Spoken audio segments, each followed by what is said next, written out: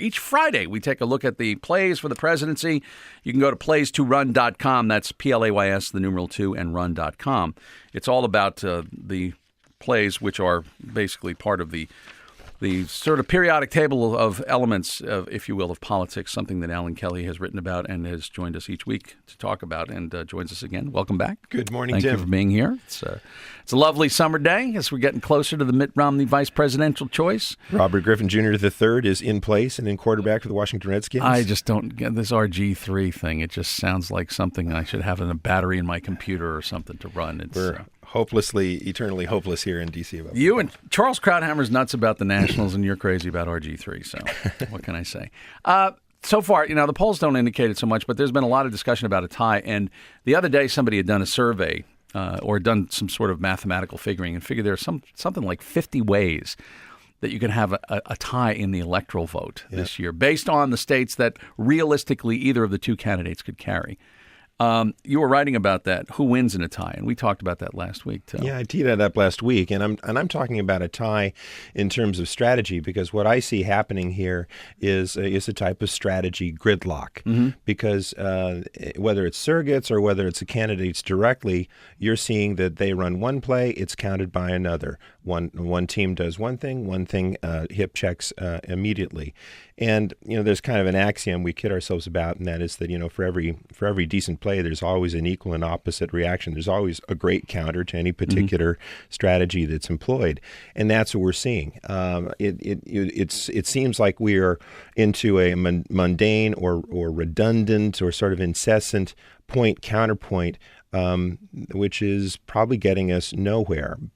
My assumption, though, is that the people that are in charge of these campaigns are quite smart people, and they must know that. And so my assumption then is that each must be thinking then that the tie of sorts or a gridlock of sorts goes to their runner. I'm mixing my metaphors. Yeah. Romney, I know what you're saying is that it's better to be stuck because the other guy's not advancing, and it's better for you if he's not advancing. Yeah, it seems to me that the Axelrod and company are saying, okay, if we can fight this to a draw, we can probably win on Obama's intangibles. Right. And the boys in Boston are saying something similar. If we can fight to a draw, they'll give us the change. They'll break for the challenger. Yeah. If they're not happy with the status quo, they'll want to make some kind of a change. With the Obama camp, it's the champion always gets the decision in a draw. Yes. Yeah. And, the reason we've got Mike Tyson, that's a rather unsettling picture still to this day to me when I see Mike Tyson biting Evander Holyfield's ear. Well, I'm thinking in all sorts of different, metaphors here, but one of them that comes to mind here is a boxer's clinch. Sometimes a boxer will willingly go into a clinch to conserve resources, to conserve energy. Run the time on the clock. And sometimes bite their ear off when they're so close. But that seems interesting to me, that they are willing to go into sort of a lock like that. And I'm thinking, okay, they're smart people. They must know what they're doing. But it doesn't appear to us like they're making any way. Now, one of them, you say they're not advancing either the campaigns with strategy, and like the battling brands, as you write, of Coke and Pepsi, Adidas and Nike, and Reed versus Boehner, they're happy to do it with the clinch. Stephen Colbert has got his own idea about things. Let's give a little listen to Stephen talking about we know it now from the Olympics dressage. Now, Michael, should I be wearing a cup? Because I am not. I'm not worried about that. I am. I'm a little worried. I mean, I wore a cup in baseball as a kid, and I'm thinking this is like a 1,500-pound baseball. Well, I haven't ever worn one, and I'm still doing all right. Okay. Everything's functioning. I kind of want to do more than all right, if you don't mind. So he's talking about dressage and getting prepared to participate in dressage, which is, the art of taking a horse and having it go through the paces. Right. Well, he's running a series of plays. Okay. And he is. You can easily argue that he's a surrogate for the Obama campaign. Now, he might not admit that, but he is nonetheless operating in the role as an advocate for the left side of the aisle. And so maybe he's a partner, maybe he's a proxy, maybe he's one of these particular types of surrogates we have talked about, but by God, he is advocating for the Obama agenda because he is disadvocating or depositioning Romney by way of talking about dressage. Because anybody knows if you make fun of dressage, you've made fun of Romneys and Republicans. Right. Did you just make up a word, by the way? Yes. Obama agenda? Is that Obama agenda? No, I didn't say that. I thought the Obama agenda. I thought, but it sounded like the Obama agenda. Mm-hmm. Anyway, Yes, I just yes, asked. I just did. Okay. But if you go to our periodic table of plays, okay, he's running a peacock, which is sort of self-evident. It's a way of strutting and having some novelty that literally brings you into the news. He is crowding the cycle. He's doing what everyone else is doing, and he's pinging, if you will. He's making a suggestion. That dressage is silly, and then by association, so are the Romneys. So that's a series of nice plays. It's a very simple equation.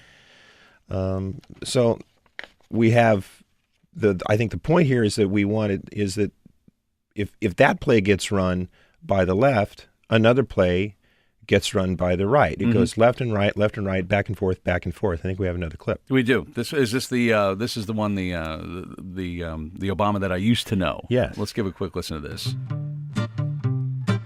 Because you won and then you cut me off.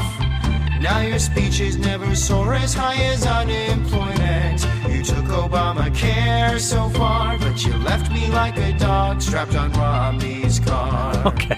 So we kind of get the point of this one. So what kind of a play is this now? Not really as well done as so many of the other Gautier-Kendra imitations, but you get the idea.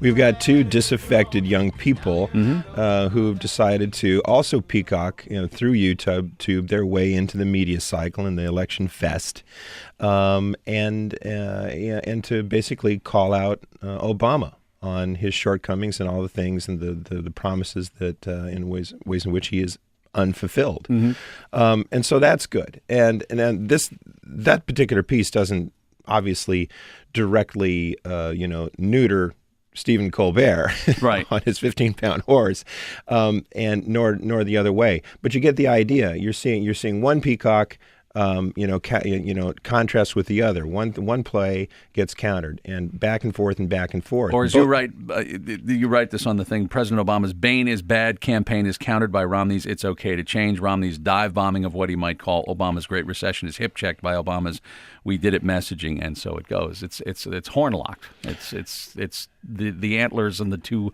opposing deers are just not going anywhere. Yeah, and you've got two bucks here that are very well resourced. There's whoever is winning the funding, blah blah blah. But basically, they've both got a lot of money. They're both highly skilled.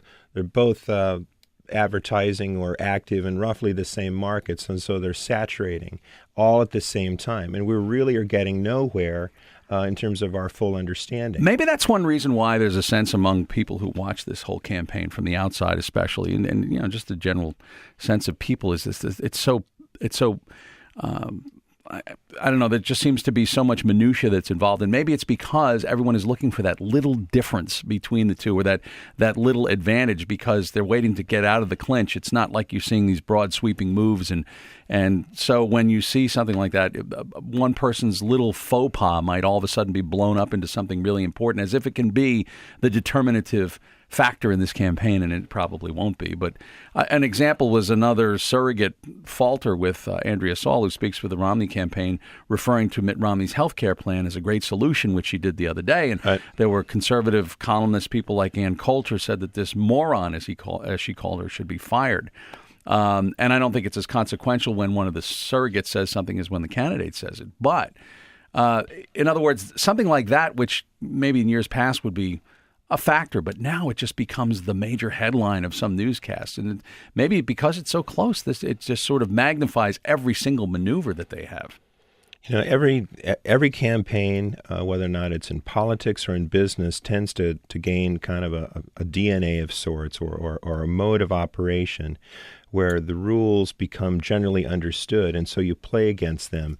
I think the problem, though, is that both of these candidates are fighting to a draw, and that becomes actually a really high-stakes question then. Is it who wins then in that strategy tie? And they both seem to be content with that, is what your point is, right? They do, and I'm shocked, because I think particularly Obama, who we feel as we study, the plays of his presidency, is remarkably more diverse. His strategy signature, per se, is much more facile. Romney's Well, either is quite narrow, and that is either because he's quite disciplined or he's unimaginative, quite unimaginative, or tin-eared, as we said before. Mm-hmm. But there are a lot of options here. But they've locked themselves into a particular type of games with particular rules that is not doing anything for the electorate, and is definitely creating a very high stakes tie coming down the line. So you've depressed me. Well, I'm sorry, but it is raining outside. Well, you're just reporting, right? You're the messenger. You're not. Robert Griffin Jr. III is here. It's okay. The sun is coming out. Yeah, you can pin your hopes on wait till next year all you want. Plays2run.com is the place to read and see more about it. You will find it there. Alan Kelly is always great. Thanks for coming in. See you next week. Yes, sir.